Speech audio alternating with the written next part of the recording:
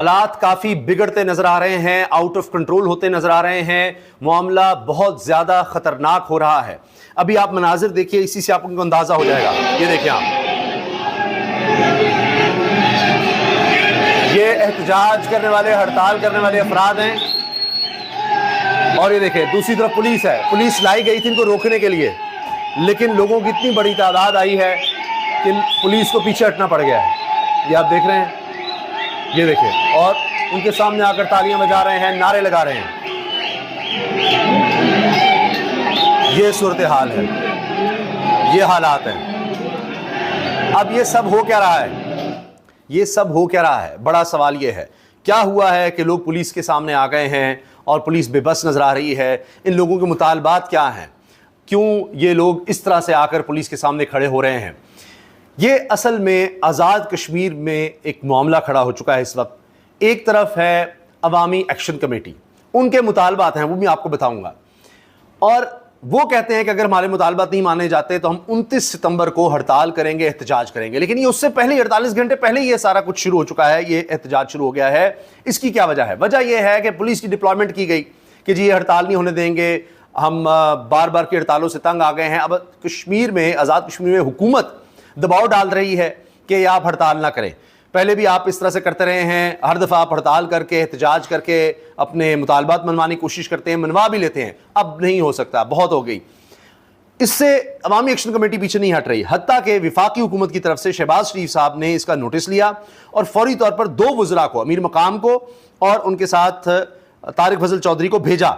उन्होंने जाकर कहा कि जी मामला तय हो गए हैं। एक तरफ खबर यह चली कि जी हमारे मामला तय हो गए हैं, लेकिन दूसरी तरफ क्या आया कि नहीं, हम क्या करें? अमीर मकाम साहब कहते हैं जिस तरह के मुतालबात आ रहे हैं हमारे लिए मानना ही मुमकिन नहीं है, हम नहीं मान सकते। अब हालात मजीद गड़बड़ हो रहे हैं, खराब हो रहे हैं। और ये अवामी एक्शन कमेटी के मुतालबात क्या हैं वो मैं आपके सामने रखूंगा। इससे पहले उन्होंने गंदुम को सस्ता करने का कहा, बिजली सस्ती करने का कहा, और उन्होंने मनवा लिया। तब भी काफ़ी ज़्यादा हंगामा रही हुई थी, तोड़फोड़ हुई थी, हलाकतें हुई थी, लोग ज़ख्मी हुए थे। फिर हुकूमत को मानना पड़ा और पीछे हटना पड़ा। अब दोबारा वो कह रहे हैं कि कुछ मुतालबात तब रह गए थे, वो अभी तक नहीं माने गए, और जब तक तमाम मुतालबात नहीं माने जाते हम पीछे नहीं हटेंगे। हत्ता के कहा गया कि इंटरनेट और मोबाइल फ़ोन बंद कर दिया जाएगा 29 को, ताकि हड़ताल नाकाम हो सके। तो कहा गया एक्शन कमेटी की तरफ से हम मसाजिद से ऐलानात करवाएंगे।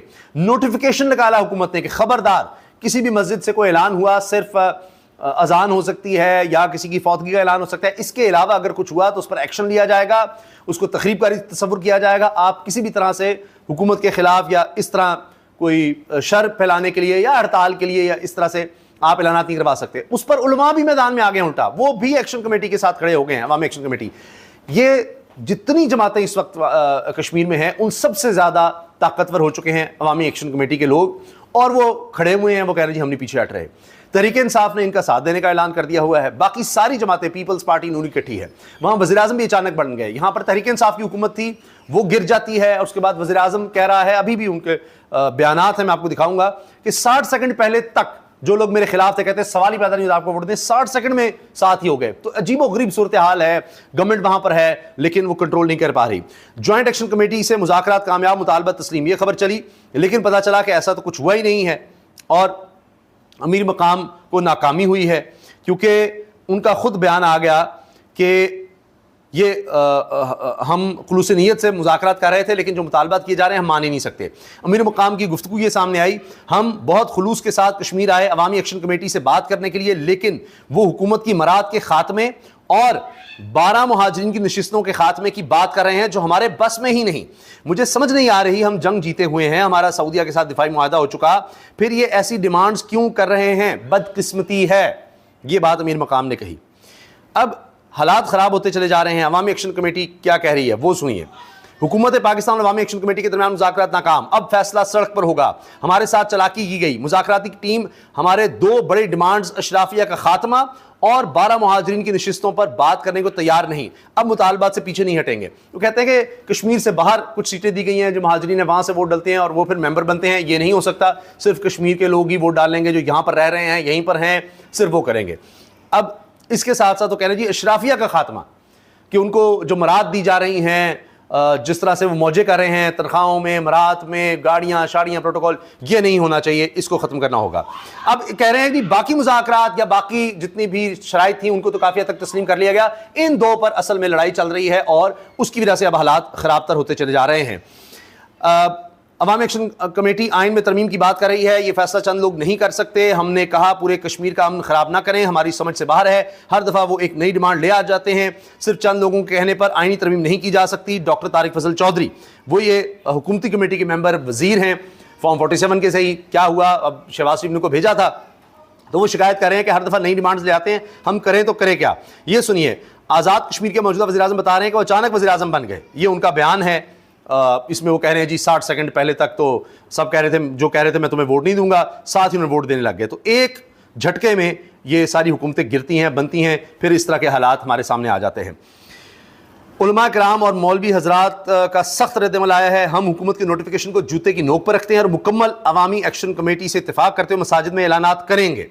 ये बात अब उलमा की तरफ से की जा रही है और वो कह रहे हैं जी हम तो ये जो नोटिफिकेशन है इसको कुछ समझते ही नहीं, लेकिन इस पर हमारे में नोटिफिकेशन आया आज, वो बिलीव भी कर दिया गया ग्रुप में आया था कि जी मैं नाबू पेपर से किसी किस्म का ऐलान न किया जाए सुबह 14 की बस इस नाबू पेपर तक तो ये हुक्मरान खुद की तरफ महफूज रखना चाहते हैं। कह रहे हैं हुक्मरान करना क्या चाहते हैं जी, यहाँ से कोई ऐलान नहीं होगा, कहते हैं जी हम इसको जूते की नोक पर रखते हैं, हम तो ऐलानात करेंगे। हाँ, पुरअमन रहना है, इदारे हमारे हैं, पुलिस हमारी है, अमलाक हमारी हैं, गाड़ियाँ वगैरह कुछ भी है, इमारतें, किसी को नुकसान नहीं पहुंचाना, कुछ भी हो जाए आपने पुरअमन रहना है, ये भी ऐलानात हो रहे हैं। अब हुकूमत का नोटिफिकेशन क्या आया है वो सुनिए। ये जी आज़ाद हुकूमत रियासत जम्मू कश्मीर ज़िला मुफ्ती साहिबान मसाजिद में गैर ज़रूरी ऐलानात की ममानियत। मामला उन्वान असदर में तहरीर है कि तमाम मुंतज़मीन मसाजिद ज़िला हाजा को मुतला किया जाता है कि मसाजिद अहकामात इलाही और सुन्नत रसूल अवामुन्नास तक पहुँचाने, खैर की तशहीर और शर की ममानियत के लिए हैं। मस्जिद मुसलमानों की ऐसी दरसगाह है जहाँ से माशरती अमन और भाईचारे को फ़रोग़ मिलता है। नेशनल एक्शन प्लान के मुताबिक किसी की वफात का ऐलान मस्जिद से हो सकता है, जबकि रियासत के खिलाफ बगावत और फितना परवरी की तरगीब जैसे ऐलानात मसाजिद से ममनू हैं। अगर किसी मरकज़ से शरपसंदी की हिमायत के लिए कोई ऐलान हुआ तो मुंतज़मीन के खिलाफ FIR के अलावा ऐसे मराकज़ की बंदिश भी कानूनी तकाजा होगा। यानी कहीं से भी ऐलान हुआ, मस्जिद से, किसी और जगह से, उनको बंद कर दिया जाएगा, जो भी ऐलान करेगा उसको भी पकड़ा जाएगा। लिहाजा आप अपने ग्रुप्स में वॉइस मैसेज के जरिए तमाम आइम्मा, खुतबा और मुंतज़मीन को मुतनब्बे करें कि वो कोई गैर कानूनी ऐलान ना करें और अपने मराकज़ को फितना परवरी में शामिल ना करें। मामला इंतहाई अहम तस्वुर हो तो इसको फितना परवरी कहा जा रहा है। अब कह रहे हैं जी कि अगर हुकूमत मुज़ाकरात के लिए आती है तो क्या वो फितना है, शरपसंद हैं, उनसे मुज़ाकरात तो करने के लिए तैयार हैं लेकिन उनकी डिमांड्स मानने के लिए तैयार नहीं हैं।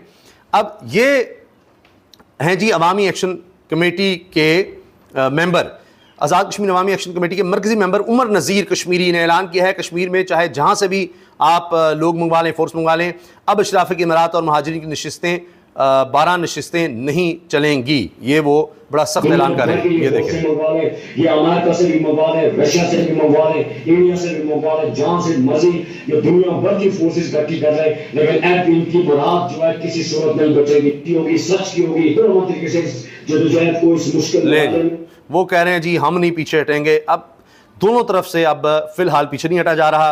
वफाकी हुकूमत की जैसे मुज़ाकरात के लिए जो लोग गए उन्होंने हाथ खड़े कर दीजिए, आखिर कब तक हम इनकी बातें माने। नए नए ये मुज़ाकरात के लिए डिमांड्स ले आते हैं, एक मानो तो दो और आ जाती हैं। वो अब इस तरफ जा रहे हैं, कह रहे हैं जी ये तो अब मामला हमारी समझ से बाहर हो गया है। चार्ट ऑफ डिमांड क्या है वो सुनिए। जो ये अवामी एक्शन कमेटी है जो बहुत पावरफुल हो चुकी है, बहुत बड़ी तादाद में लोग इसके साथ हैं, यानी हज़ारों नहीं लाखों लोग, आप अंदाज़ा लगाइए, लाखों लोग इनके साथ आ चुके हैं। अब हुकूमत कहती है कि डिमांड्स बढ़ती चली जाती हैं, हम क्या करें, हमारे लिए मसला है। ये भी होता है कि जब आप हुकूमतें बदलते रहेंगे, बार बार चेंजेस लाएंगे, तो वो लोगों का शायद इलेक्शन पे एतबार नहीं है, हुकूमत पे एतबार नहीं है, और वो किसी सियासी जमात से जुड़ने के बजाय वो अवामी एक्शन कमेटी के साथ जुड़ चुके हैं सब। उसमें ये नहीं है कि ताजर है या कोई सरकारी मुलाजिम है, आम आदमी है, बिजनेसमैन है, किसान है, सब नौजवान, हर कोई अब इनके साथ जुड़ रहा है और कह रहा है जी ये डिमांड्स तो ठीक है। अब वो लोग इस तरह की बात करें, हुकूमत कहती है कि हम कहाँ जाएं।